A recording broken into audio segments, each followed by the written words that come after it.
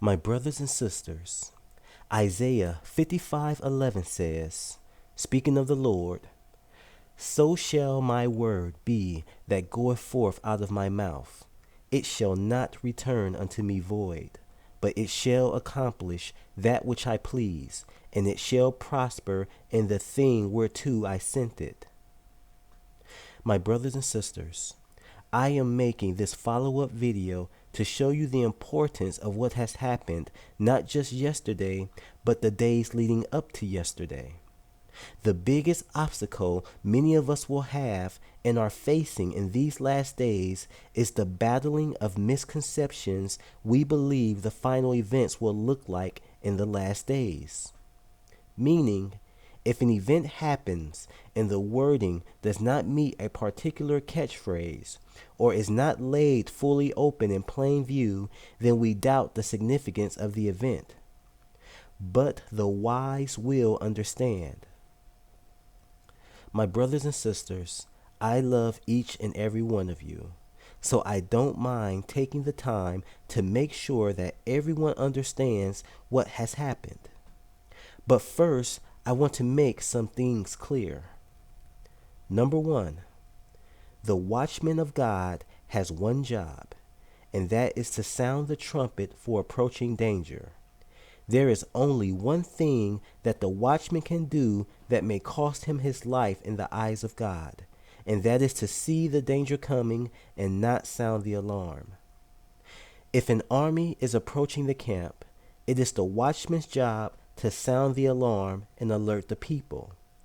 If as the army approaches and it is discovered that they are friendly forces, then all is well. But that watchman better sound the alarm, because if any man is left out in the field working and is killed because the alarm was not given, then the life of the watchman will be required for the blood of the man slain.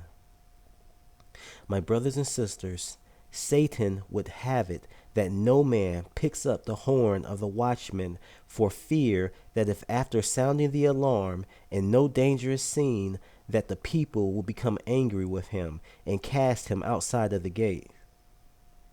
My brothers and sisters, without a watchman, the enemy will successfully make a surprise attack and destroy the camp.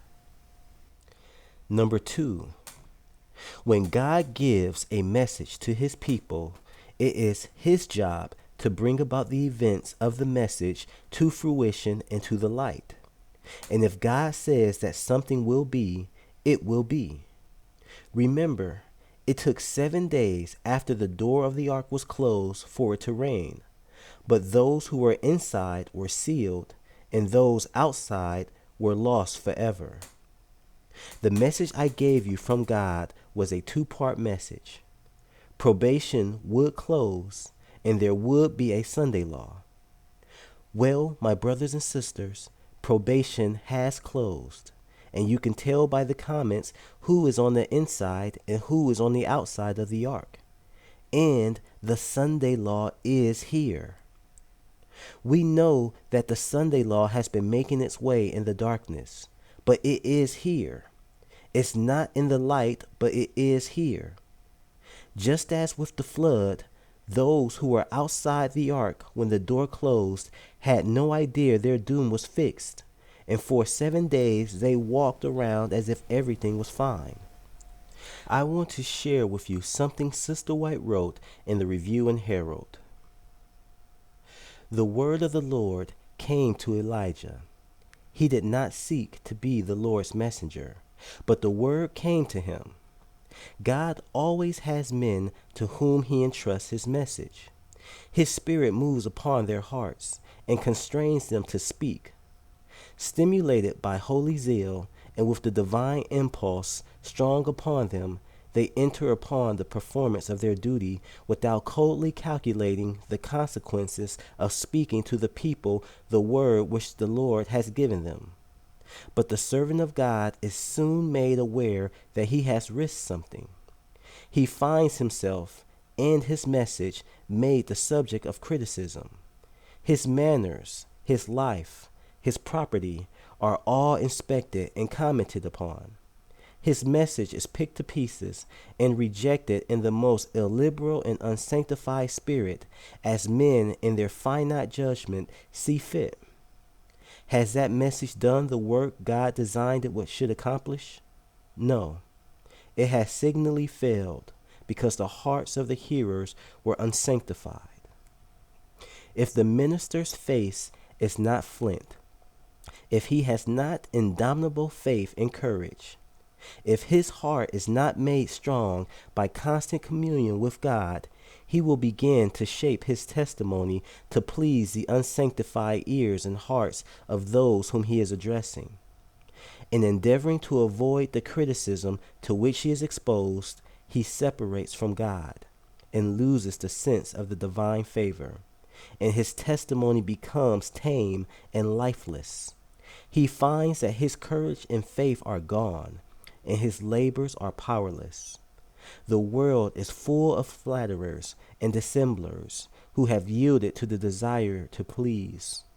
But the faithful men who do not study self-interest, but love their brethren too well to suffer sin upon them, are few indeed. Now, lastly, number 3. Watchman G will never, ever apologize for a message given to him from the Lord. Ever. I say that lovingly, but firmly. But my brothers and sisters, there is no need for any type of apology because everything is taking place just as God said it would. Let me show you what has happened so far. On Sunday, March 7th, I gave the message from the Lord that on March 10th, probation would close and that there would be a Sunday law. Understand, my brothers and sisters, that the passing of a Sunday law and the announcement of a Sunday law are two different things.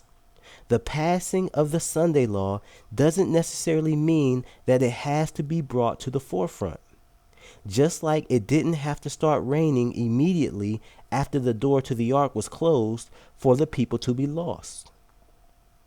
When I was in high school in English literature class, we learned the word and concept in stories called foreshadowing. Foreshadowing is a warning or indication of a future event. An example of foreshadowing can be seen in the great controversy dealing with the destruction of Jerusalem. Before the Roman armies came and besieged Jerusalem, God let miraculous events happen. Let's look at the great controversy. Page 29, paragraph 3.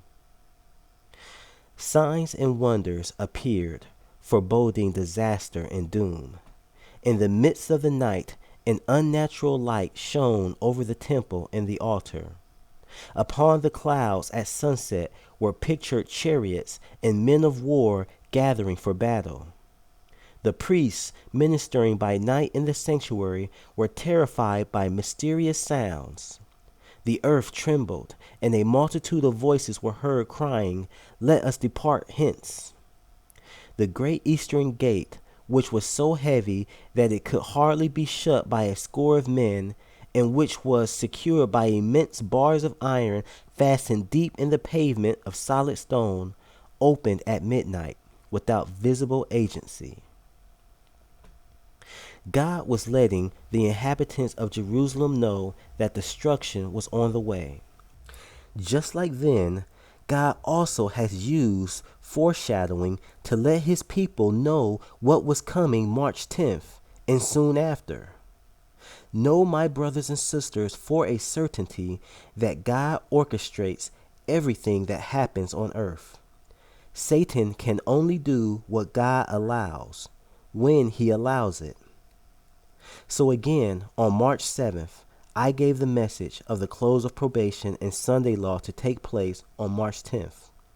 The following day, Monday, March 8th, God gave this foreshadowing warning.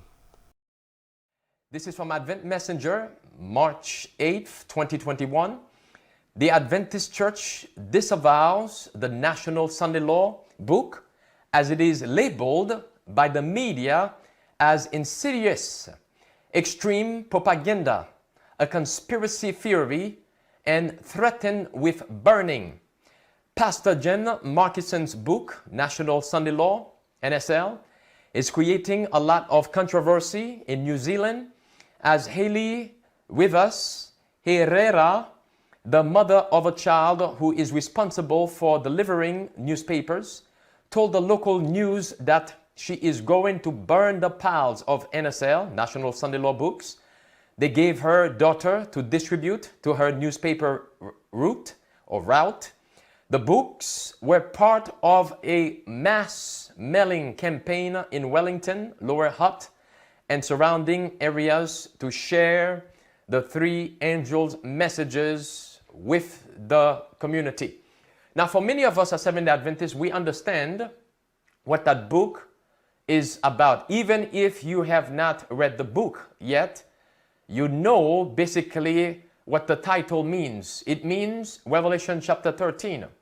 It means Daniel chapter 7, Daniel chapter 2, Daniel chapter 3, Revelation chapter 13, chapter 17, chapter 14. It means the third angel's message. It means Sabbath versus the mark of the beast, which is Sunday sacredness.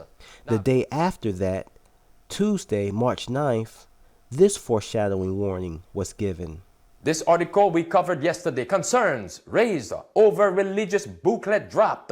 Sun Live, March 9th, 2021. The distribution of what people are describing as extreme propaganda and religious rhetoric is causing some concern around the country. And I say, praise God and amen, because we were told we need to agitate the minds of the people as we see the final movements taking place very rapidly. Yea, as we see the Sunday movement is right upon us. But yet, the leaders, because of their reputation, yea, because they have sold their souls to Rome, they have rejected the book for the hour. They have rejected the great controversy. They have rejected the proclamation of the third angel's message. Notice on the screen, mother disgusted, 11-year-old daughter being asked to deliver extreme religious publication on paper round. From the stuff, March 9, 2021. Who is on the screen?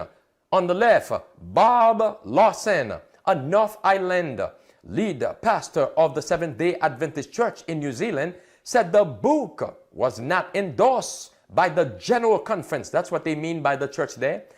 The General Conference had no involvement in the publication or distribution of the book. The General Conference does not endorse or recommend this book. And then yesterday, on March 10th, this event happens. Tonight, the historic vote, and now the desperately needed relief on the way to millions of Americans. President Biden declaring help is here after the final vote to pass his $1.9 trillion COVID rescue plan. And those $1,400 checks coming, the fastest way to get yours. The billions for vaccine distribution, small businesses, rental assistance, child care. President touting it as a major victory, but not a single Republican voting for it.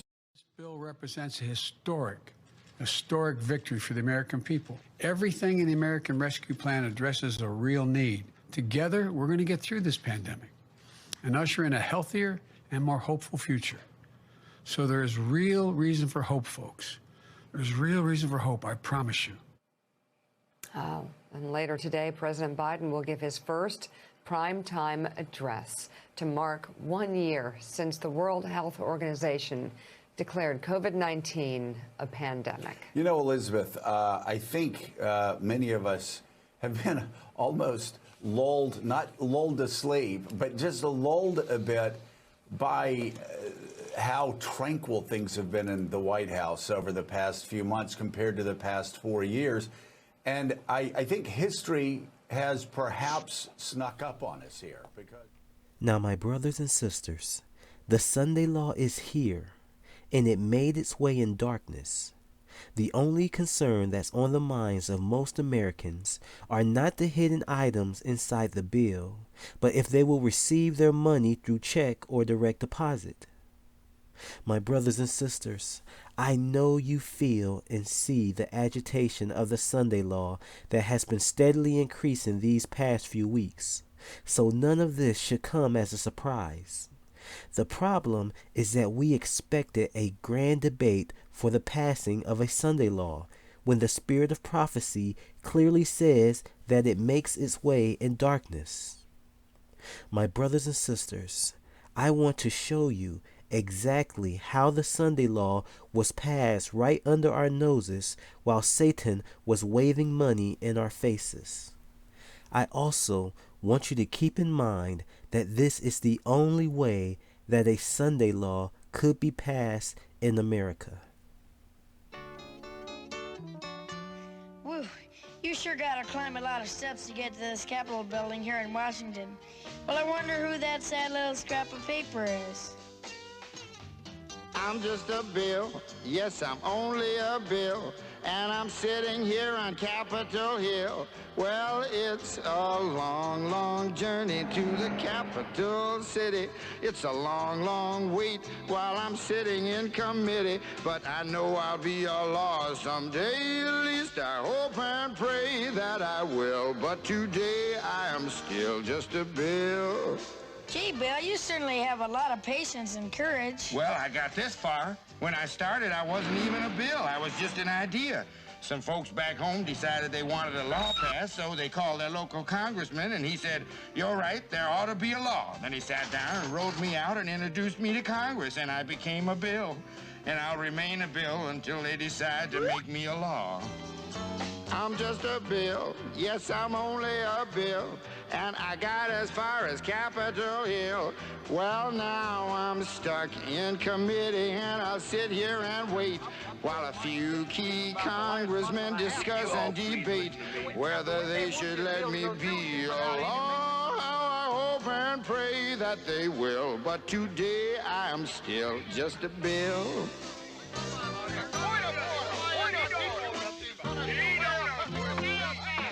Listen to those congressmen arguing.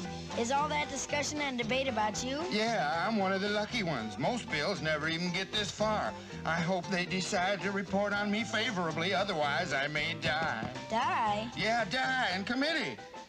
Oh, but it looks like I'm gonna live. Now I go to the House of Representatives and they vote on me. If they vote yes, what happens? Then I go to the Senate and the whole thing starts all over again. Oh, no. Oh, yes. I'm just a bill. Yes, I'm only a bill. And if they vote for me on Capitol Hill, well, then I'm off to the White House where I'll wait in a line with a lot of other bills for the president to sign. And if he signs me, then I'll be a law. How I hope and pray that he will. But today I am still just a bill. My brothers and sisters, everything about the passing of this bill was historic.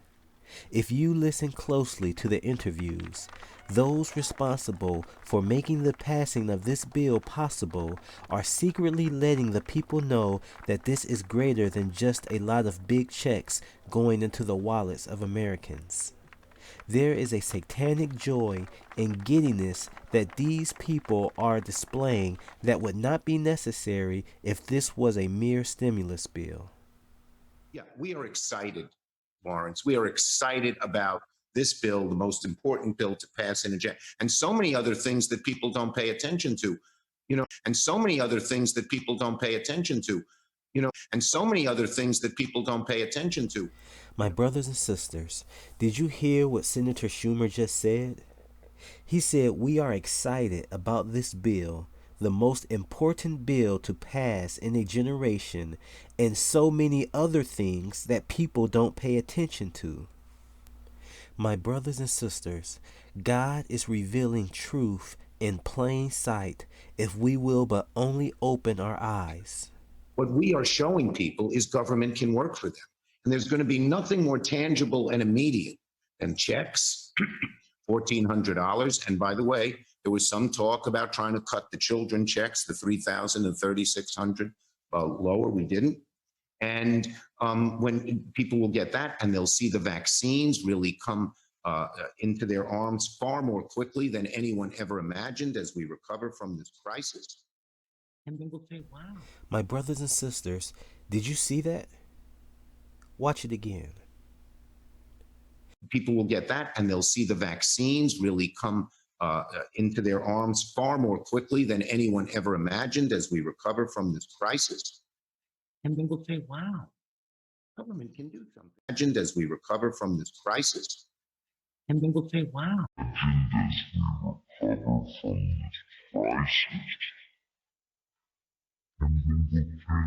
Did you catch it that time? My brothers and sisters, Senator Schumer just gave a Nazi salute right after he mentioned Americans getting vaccines at a rapid pace.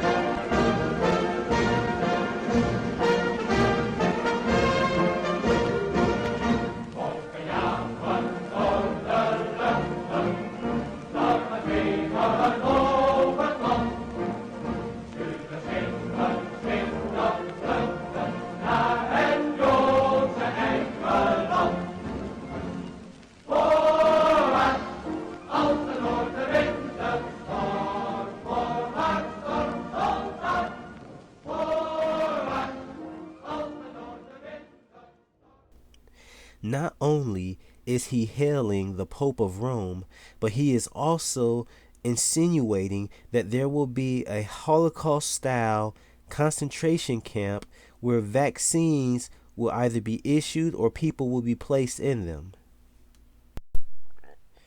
My brothers and sisters, there are no such things as coincidences here at the end of the world. Only God could bring the issue of the Sunday law books right to the forefront after a warning message and before the actual passing of the Sunday law in the Senate.